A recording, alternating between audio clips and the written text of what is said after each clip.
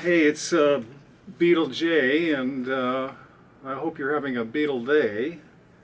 So I was out at the Cordis Flea Market today, and well, I picked up Sgt. Pepper's. But I've got a few copies of Sgt. Pepper's, but this one's a little bit rare. It's a Canadian issue on marble vinyl, and this is my first colored vinyl. Excuse me, no, I've got red vinyl for 62 through 66. But Sgt. Pepper's, it was a gatefold album. There's the back there. Released in 1967 in both mono and stereo in the United Kingdom on the Parlophone label, and that's with yellow lettering. I've also got an 80s, this may have been issued in the 80s in marble. Also got an 80s issue here on the Black Rainbow label. Now, the Black Rainbow label was used by Capitol in the 60s, and it was brought back in the 80s when they started doing the reissues. Now, you can really tell an 80s pressing from a 60s pressing quite easily. It's all one piece on the 80s pressing. On the 60s pressings, they actually pasted on the front cover, and you can see with the seam in that. But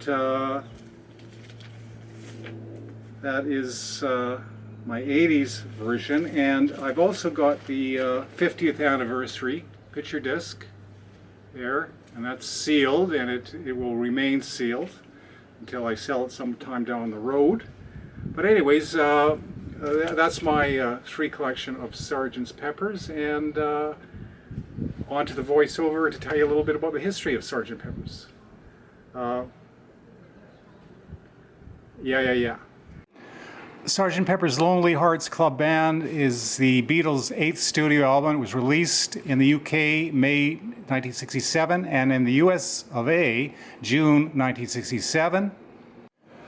It spent 27 weeks at #1 in the UK album charts and 15 weeks at #1 in the US album charts. The record won 4 Grammy Awards in 1968, including Album of the Year, and this was the first rock LP to receive the honor.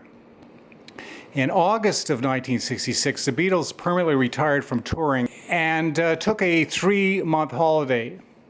During a return flight to London in November, Paul McCartney had an idea for a song involving a military band, and this is the concept of the Sgt. Pepper album. Sessions began on the 24th of November at EMI's Abbey Road Studios with 2 compositions inspired by the Beatles' Strawberry Fields Forever and Penny Lane.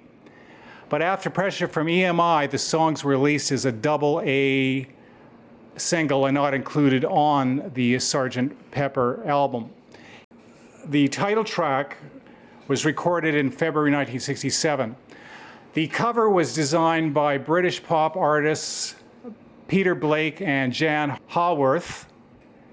It depicts the Beatles posing in front of a tableau of celebrities and historical figures.